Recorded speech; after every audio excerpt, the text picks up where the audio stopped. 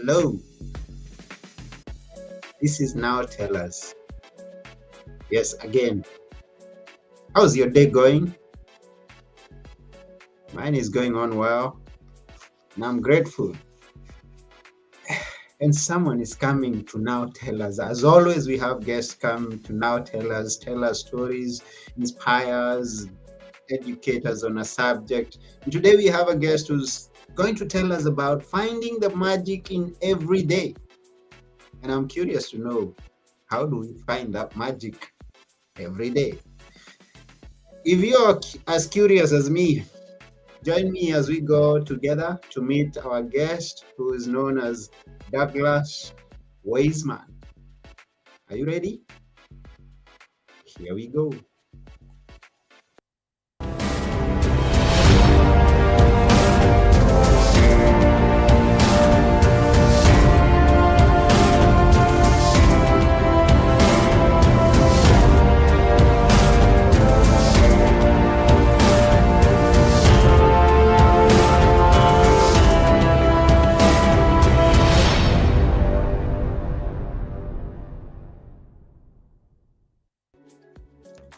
Hello, Douglas. Hi, that was epic. Yeah, welcome to the show. Thanks for having me. Good to see you. You too. I'm excited. Yeah, where are you to begin with? I'm in the Los Angeles area. Okay, it's a Yeah, beautiful. so Southern California, it's nice and sunny today. It's been cold for me. Maybe not for most people, but for me it's been cold, but today's lovely. Okay, that's good. Good to hear that, because I have been hearing of the cold weather all over, and yeah, when they say cold, freezing cold. Yeah, I mean, it wasn't freezing cold where I am, but for me it was freezing cold, but it was still far warmer than other places across the US. It's just Okay. I'm not someone who's comfortable with cold weather. And is that where you were born in LA? I was born and raised in Los Angeles, actually. Uh huh. Yeah. Yeah. But I discover you've been to many places all over the planet, so you've not been confined to that one small place. No, I have not. And it's Mm. the fact that I've been to all these other places, every time I come back, I find something different and enjoyable about the city I grew up in. So it gives me that outsider perspective to find something new to enjoy. Yeah. And how did you become such free that you can go to any other part of the world that you choose anytime? Yeah, I will say that some of it was luck. Some of it was just this natural curiosity. I Mhm. remember specifically I was in first grade, and so I was first grade's maybe about 7 years old, and I had a teacher who had pictures of Santorini, Greece, on her Oh, wall, and they were pictures that she took. And I don't remember exactly. I think maybe her husband was from there, but she would go there every summer, and this was in the early '90s, so it was very unique to me to have met someone who went to Greece, let alone often. And it got me really excited for that possibility. And then as I grew up and I learned that there were more and more people traveling, my cousin, 18, quintessential backpack across Europe. And then I studied abroad in Italy for a year and traveled around Europe when I was there and decided, okay, that's it. I'm going to continue traveling. So I finished university and just kept traveling for a whole year and then came back to LA, did some work, decided to go for another 5 months to South America, came back to LA and then moved to San Francisco for grad school and then went to uh, Southern Africa and East Africa for 5 months. So it was always this natural pull to just go and meet new people and learn new stories and experience new cultures and always understand that I'm the outsider and I'm looking in and wanting to be let in as opposed to trying to understand why they're different. I'm trying to understand why I'm different. okay. So did you eventually go to Santorini? I did eventually go to Santorini. It was Maybe many times, or I've just been twice. I've been yeah. twice, and one of those times was with my wife on our honeymoon. So it was obviously the best time I'm ever going to go to Santorini. Oh, you never say never. Well, Never say never. Every time I go with my wife, it will be another great time. Yeah, always. And Santorini is a place that, wow. And those people who've never been there, you should go look for the pictures of Santorini, and you'd wish, just as Douglas wished to be there, you'd Yeah, wish to go to Santorini. it is one of those places that really just lures you in. The moment you see a picture, it's hard to get it out of your head. Hmm. Yes, I've also been there with my wife. Yeah. Yeah, so I mean, you those the cliffs, the sea, the way that the sun hits the water, all the sailboats down below, it's magical to say the least. The sunset. You're Mhm. there with your wife, and especially you on your honeymoon, and then it hits you, and that picture, that silhouette that comes, oh, it's wonderful. Yeah. That's exactly it, but there are just these colors, and then along with the colors that you don't normally see, the smells, like, you get that sea breeze, and you get this kind of earthy scent from the dirt, and you get this combination of experiences that so it's not just the colors, but it's Mhm. the colors in addition to all these other things that make it just easily memorable. Yeah, and I come from East Africa. Where did you go in East Africa?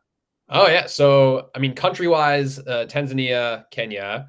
But so I mean, I made my way from South Africa, and I went to Zimbabwe. I went to Botswana, did Malawi, and then Tanzania, and and oh, I also Kenya, and then Uganda. Yeah, I come from Kenya. Yeah. Which part of Kenya, and or what experience was the best where you were there?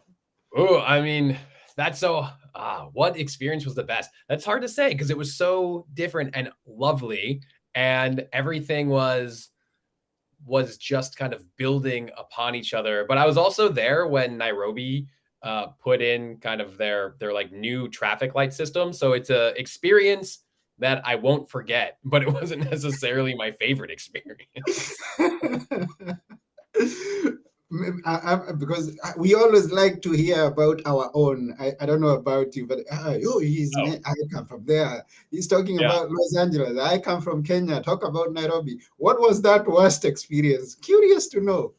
No, I mean, there was I mean, I would say again, the traffic light experience, the Yeah. memorable I was in what, Etosha when there was I think the London Marathon was going on, so everybody Mm, was kind of crowded around their local bars watching the marathon, and I thought that was such a fun experience because mm, it's like being back in the States around, very big baseball game or a very big, American football game when everybody's crowded around in their community watching their sports team, but this is like, oh yeah, rooting for the Kenyan marathoners, trying to yeah. make sure that they're getting out in front. And I thought it was so cool to be like 2.5 hours glued to the TV to see where they are in the running.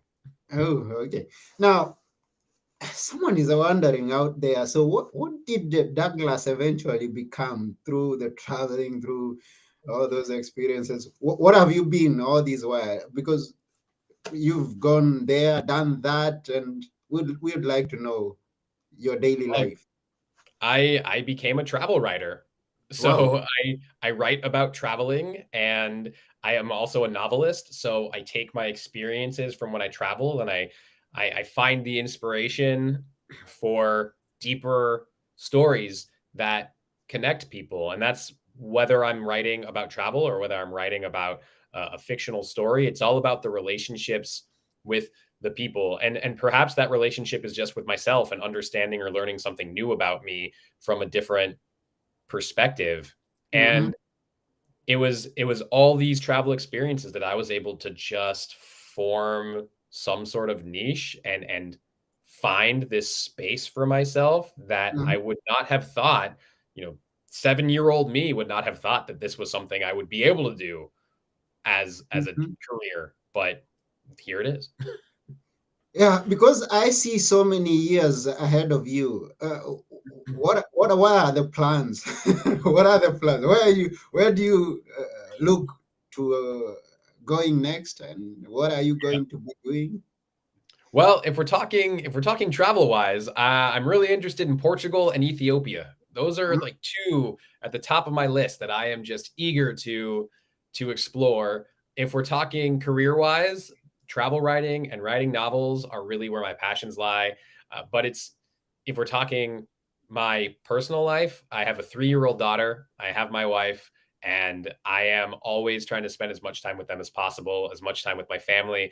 And there's this idea that if I mess up on a job, it can be fixed. If I mess up raising a little human, it's a lot harder to fix. So Yeah, I agree to that.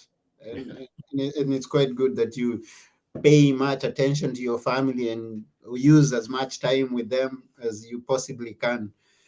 Wow, that's wonderful. Now, apart from the book, and how many books have you written so far? Avery, I'm curious to know. yeah, I have 8 books. The Wow. eighth book just came out last November. So November 15th, 2022 is when it was released. Mhm. It's doing really well. I'm very excited about that. And it was inspired by traveling. I was in Buenos Aires, Argentina, and I watched the Madres de la Plaza de Mayo walk around where are carrying these signs. And Mhm. they were asking or demanding or however you want to say it, but they were looking for information on their family that were disappeared during the Argentina Dirty War. So this is 1970s going into the 1980s when the government disappeared up to 30,000 people. So they wanted information on their sons, their daughters, their husbands, their brothers, brothers-in-law, etc. And they still didn't know. And this was 30 years later, and I Mm. was just fascinated and inspired, and after talking and learning and really just staying curious, it became a story I wanted to share. Not tell because it's not my story, it's their story, but coming from this space of awareness and coming from a place where I can share it and coming from this place where I understand I'm Jewish and I grew up in the Jewish community and having people connected to the Holocaust and knowing people that were touched, even being touched by it, the people I know, etc. I wanted to bring awareness to something that felt so close to home, even though it wasn't the same. Mm-hmm. And what's the title of the book? Life Between Seconds. Okay, because I'm gonna search it and I'm gonna look at how it is. Now, dive us into finding the magic on a daily basis. Yeah. Let's, yeah, yeah. I mean, it's a passion of mine. I mean, it's something that helps me. I'm not going to say wake up in the morning, but it does help me put a smile on my face. Mm-hmm. It helps me remember to slow down. And I am definitely someone that always wants to go faster, do something new, do the next thing, look forward to something different. And so I need to remind myself to slow down, take a look around, take a deep breath, remember what I have, remember what's here or what could be here. And sometimes it's as simple as taking 5 minutes and taking a breath and looking outside my window where I have these beautiful trees.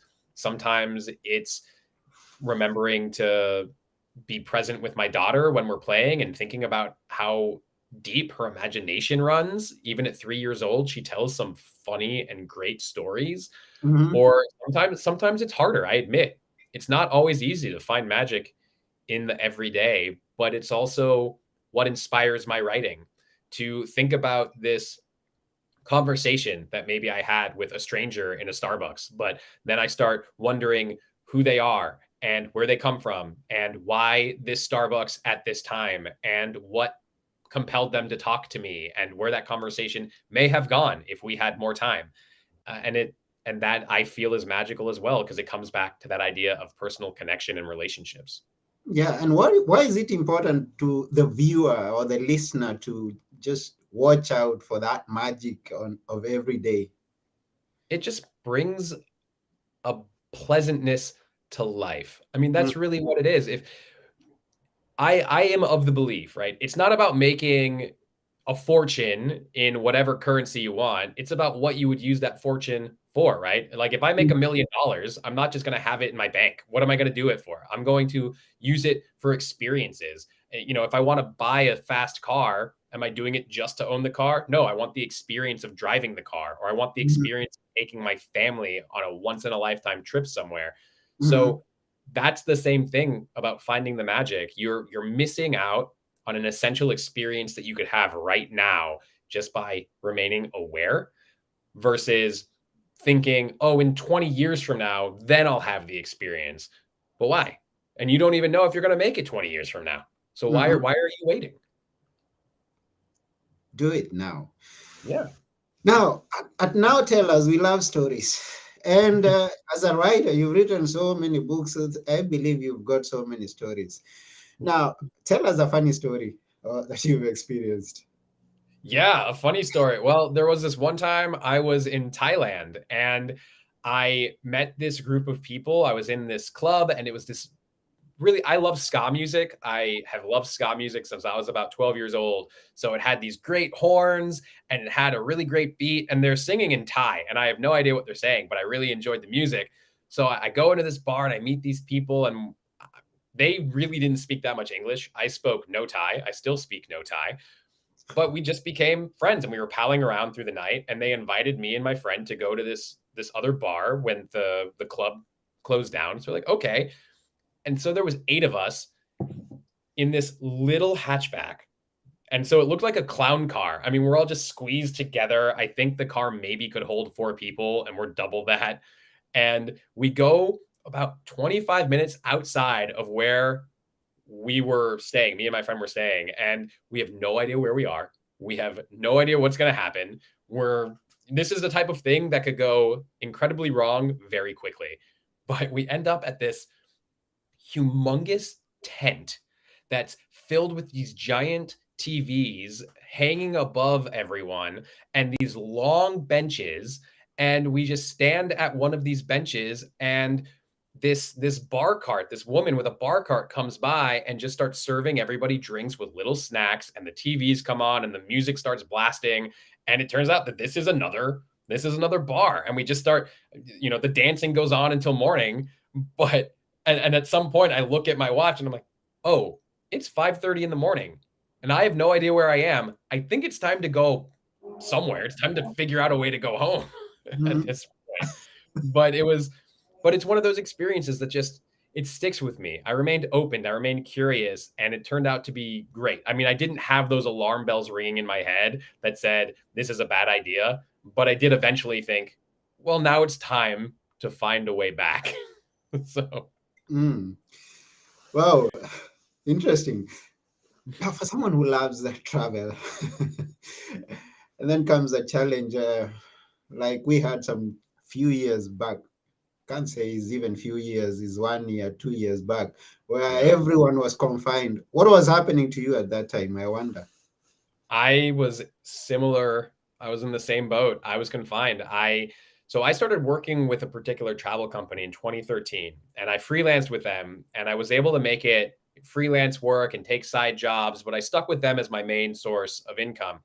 Come 2017, I get hired full time to work as their travel writer and eventually as their lead travel writer. And then Hmm. come 2020, and like everyone else, I suffered the experience. I lost that job. The company itself was, of course, on the brink of closing down. It was difficult around the world, and I had to find different sources of income. I was at one point working 6 different content writing jobs just to try and make the minimum amount of dollars to keep the roof over my family's head, to buy groceries, et cetera, et cetera. And it was difficult and it was traumatic. And I think that we're at a space right now, right? About 2 years later from kind of things opening up, we're at a space where people are so eager to get back to normal that they're not necessarily acknowledging how traumatic that experience was. Mm. Yeah, it was. It was a bad experience for many people. Now, Yeah. and I asked that in that situation at that time, whatever it is that everyone else was experiencing, was it also possible to get some magic out of that, or get a good thing from something very bad happening, challenge, Yeah, problem? there was actually. And I knew it then, even throughout all the stress and even the loneliness. I mean, it was me and my wife and my daughter who at the time was, around 6 months old and then going to 2 years old because that's how long it was really, right? That year and a half. So from Hmm. 6 months to 2 years old, it was the beauty of it was the fact that I could spend so much time with my family and I Hmm. was able to watch my daughter take her first steps. I was able to hear her say her first word. I was able to switch off between me and my wife, watching her throughout the day. So even though it felt stressful, it still felt magical because I am able to spend time with my family that I may not have had otherwise. And then every day, we were living in a certain space at the time where I would close when I finally got the chance to close down my laptop, we would all go on a walk with our dog. And it just felt like this really pleasant moment that I'm never going to forget because it was just bonding. And of course, the trauma of it all is kind of in this surrounding atmosphere, but we still had these really beautiful moments. Yeah, we can always get something positive out of many negative things. And Yeah. we made it through. We are moving on. And Yeah. Douglas has very great dreams ahead, some places to visit. And I'm wondering, those who are watching, those who are listening, do you have a big dream? And do you pursue it? Do you chase it? And in your daily basis, on a daily basis, whatever it is that you do you see the magic? Do you look around and try to see that positive thing that is influencing the environment? Uh, Are you always on the lookout? Because it's a wonderful thing to appreciate every single day. I love that. I love that you asked that because so often, right? So often we feel like we're just focused on that really big goal Mhm. and we don't sit and look at how far we came and we don't look at how much we've done and we don't look at what's around us at the moment and we're just head down. I have to get this thing and once I get this thing I'll be happy. It'll change everything. And the truth is it's not about right, it's not about the destination, it's about the journey. Mhm. Yeah, it's not about the destination, it's about the can you maybe give a few tips to the people who are listening on how they can, because I have experienced that many people say, okay, it's easier said than done. You can just say that, but you don't know Yeah, what I've been going through. You don't know the trauma that I grew up in. And, and, it's true. and and my eyes are focused on whatever negative that could be happening. If you do something little to me, it impacts me on a very big scale negatively. So what are the tips to focus on that good thing that is happening every single day? It it's a great question, and the truth is it's different for everyone. I can Mm, tell you what I do, and that's because you're right. I don't know the traumas that other people have been through. I know the traumas I've been through, so I know what helps me, and all I can do is provide examples of what helps me, and through that, maybe someone can find something that helps them, and then make it their own. And that's the thing. You have to make it your own and realize this works for me, this other thing doesn't work for me. And so for me, telling myself something good about me every morning. I wake up, I tell myself something I like. And it doesn't have to be, I like my hair. It could be, I love my imagination. It could be, I like the socks I'm wearing today. I mean, it's something simple just to get me in a different focus. So I'm no longer thinking, oh, I don't like how my stomach looks today, or I'm so overwhelmed already and it's only 8 a.m. Because by waking up with that different perspective and that different point of view, I'm no longer looking for things that are negative and I'm now looking for things that are positive. And they can come in little things. Oh my goodness, I had this really delicious piece of toast this morning, like just that perfect bite. Something simple, something that really makes me feel good. And that, I mean, it doesn't have to be I got a raise at work or I took the day off and spent the entire time in my pajamas, even though those are great things. It's just mhm, that it doesn't always have to be that big. mm. Thank you for that. So I managed to fish for your book. Here is Life Between Seconds. And you told us the story. Now, since this is done, and I ask every viewer or every listener to go and get it, Life Between Seconds by Douglas Weissman. I'm gonna and if people want to connect with you or go and get the book, how can they reach you? So the book's available on all major bookseller platforms, Amazon, it's available on Barnes and Noble, it's available if you're in the States, it's available at Target, which I was very excited about. Um, But at the same time, if you want to reach me, I'm very active on LinkedIn. I'm very active on Facebook. You can also reach me through my website, and I respond to everyone. So I would love for you to contact me, let me know where you heard me, and let me know what you'd like to discuss. Yeah, so you can always go to www.douglasweissman.com. And we thank all our viewers, all our listeners. Costas just joined us, and he's had amazing ideas just for the short time that he's just been here. Thanks, Costas. I appreciate it. Shout Yeah, out. yeah. Thank you, Costa, and everyone else out there. We thank you for taking your time and watching. Even if you get to watch this after we are through, or listen it on the podcast platforms that we share it on, it's everywhere: Spotify, Audible, Stitcher. You get us there. Just go and search for Now Tell Us, or you can go to nowtellus.com and you will get every of our past episodes and future episodes. Once again, go to douglasweisman.com. We are almost coming to the end of this show, but before we go out, we'll ask Douglas to share with us something that we should always remember. What is that, Douglas? Oh, yeah, I love telling people that your story matters. I'm a storyteller first and foremost, and I think a lot of people have stories they want to share, but are too afraid or feel like that their story's been told in a different way, or feel like their story is going to be shared to an abyss that no one's going to be there on the other side listening.